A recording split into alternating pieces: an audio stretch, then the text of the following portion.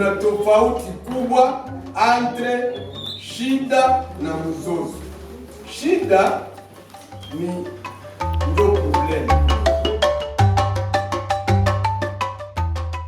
Moi, c'est Madame Henriette Kiombo. Je suis la présidente de l'ONG VIFED. VIFED, c'est la Vision des femmes pour le développement endogène, qui est une organisation féminine apolitique des droits congolais. Elle a été créée depuis 2002 et se focalise sur les genres et le développement. Depuis avril 2024, nous exécutons un projet qui est le projet de participation des groupes marginalisés dans la prévention des mécanismes de paix à travers les résolutions 1325 Femmes, Paix et Sécurité et 2250 Jeunes, Paix et Sécurité dans la ville de Goma, appuyée par ONU Femmes et financée par l'ambassade de la Norvège. Le nom c'est Mazimpaka Habimana Filemon. Je reste à Goma, quartier Ndoche. Je suis de l'association CPVD. Selon moi, j'ai trouvé que c'est très important. J'ai beaucoup découvert à propos de ces agendas 1325 et 2250. Malgré que je suis handicapé, je dois être promoteur de la paix dans la société. Dans les jours à venir, nous sommes en train de voir que ce projet va donner beaucoup d'impact, étant donné que les personnes marginalisées, notamment les personnes handicapées physiques à mobilité réduite, n'étaient pas impliquées dans le mécanisme de la prévention des conflits pour promouvoir aussi la paix. Un handicapé physique, ce n'est pas psychologique. Alors, avec des créations, des emplois, on peut créer des emplois qui seront utiles chez les autres, même si ce ne sont pas des handicapés. J'ai compris que la personne handicapée, c'est une personne comme toute autre personne. L'handicapé a des droits à protéger. L'handicapé doit participer aussi à la résolution des conflits, à la recherche de la paix, à la consolidation de la paix. Bon. Alors moi, personnellement, j'ai profité de cette formation et pendant que nous étions en train de sensibiliser nos jeunes sourds ici, la communauté sourde, vraiment, ils ont aimé le message et ils ont compris qu'ils doivent participer à la paix et ils sont les membres, acteurs aussi de la consolidation de la paix dans notre communauté. Oui, c'était très important.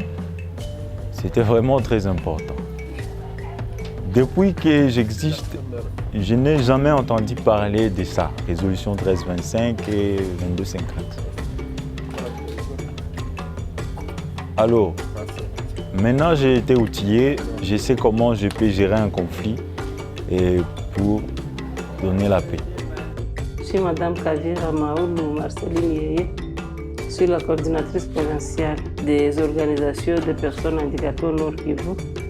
Pour le moment, nous sommes en train de participer à un projet qui parle de des résolutions. Donc, l'inclusion des personnes marginalisées dans la paix et sécurité. Et c'est un projet qu'on est en train d'exécuter avec les partenaires VIFED. On participe d'abord comme des formateurs et aujourd'hui, je suis en train de faire la supervision et la sensibilisation aux personnes handicapées. Donc les personnes marginalisées ensemble parce qu'il y a aussi des femmes vulnérables qui sont là. Pour nous, les personnes handicapées, on peut dire que c'est un succès pour nous.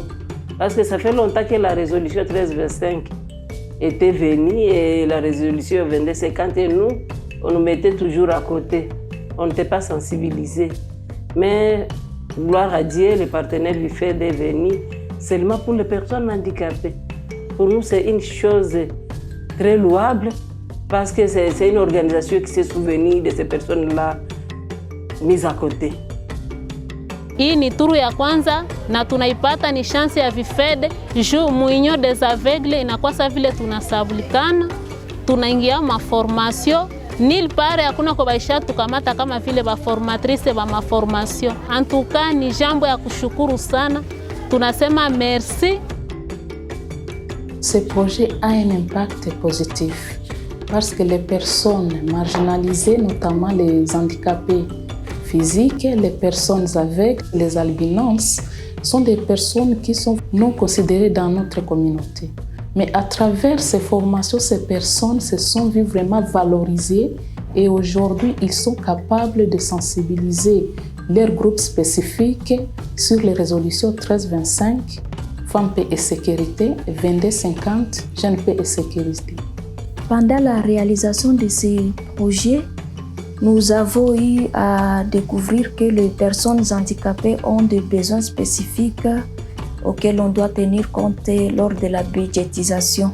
Et nous avons eu à découvrir qu'il y a une insuffisance au niveau local des compétences nécessaires pour la traduction de documents en braille. Nous avons eu aussi à comprendre que peu de salles répondent aux normes quant à ce qui concerne les personnes handicapées. Un autre aspect, c'est l'esprit d'attentisme qui est dans les chefs clés de personnes handicapées par manque d'occupation et d'autonomisation. C'est un sentiment de satisfaction. Nous sommes très contents qu'on soit aussi intégrés dans des grands projets comme ça. On a été oubliés, mais cette organisation a vu que nous faisons aussi partie de la communauté, surtout que nous avons des droits et obligations.